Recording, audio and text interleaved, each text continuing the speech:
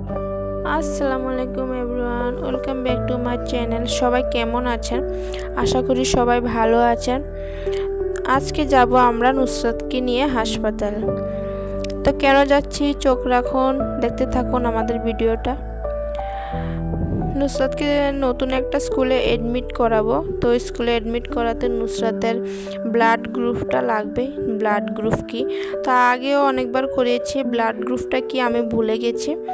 তো এখন আবার করাতে হবে ব্লাড গ্রুপটা বের করতে। তো আমরা এখানে আমাদের রুমের পাশে আছে একটা, আমাদের ডিপার্টমেন্টের একটা হাসপাতাল আছে, তো এখানে যাচ্ছি। এখানে অনেক বড় বড় বিল্ডিং আছে, দেখতে পাচ্ছেন, এগুলো আমাদের কোয়ার্টার। তো আমরা চলে এসেছি। আমরা বিকালবেলা যেহেতু গিয়েছিলাম, তখন অনেক ছোট ছোট বাচ্চারা একটা মাঠ আছে, ওই মাঠে খেলা করছে। নুসরাত ওইগুলোকে দেখে অনেক আনন্দ পাচ্ছিল।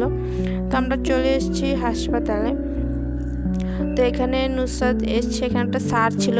স্যার নুসরাতের অ্যাড্রেস সব কিছু লিখে নিয়েছে। তো স্যার ওর হাতে রুই লাগাচ্ছে, বললো হাতটা পরিষ্কার করে দিচ্ছে, নোংরা হয়ে গেছে, একটু হাওয়া করে দিয়ে হাতটাতে। তখন ওর বাবা ওকে ধরে রাখলো, ওকে পাখি দেখাচ্ছিল। তো স্যার একটা সুই দিয়ে ওর হাতে বসালো, ব্লাড আসছিল, ও হাতটা এত শক্ত করে ধরে রাখছে যে ব্লাড নিতে দিচ্ছিল না। তো অনেক কষ্টের পর একটু ব্লাড নিয়েছে। তো ব্লাড নিয়ে টেস্ট করার সাথে সাথে আমাদেরকে রিপোর্টগুলো দিয়ে দিয়েছে। তো আমরা রিপোর্ট নিয়ে বাড়ি চলে আসি। তো নুসরাতকে এখানে ও কান্না শুরু করে দিয়েছে, ওকে অনেক ভয় পায় ইঞ্জেকশনকে। তো ওকে দেখাচ্ছিল, ওর বাবা পাখি ছিল এখানে, পাখিগুলোকে দেখাচ্ছিল। তারপর ও কান্নাটা বন্ধ করে আমরা তারপর বাড়িতে চলে এসেছি।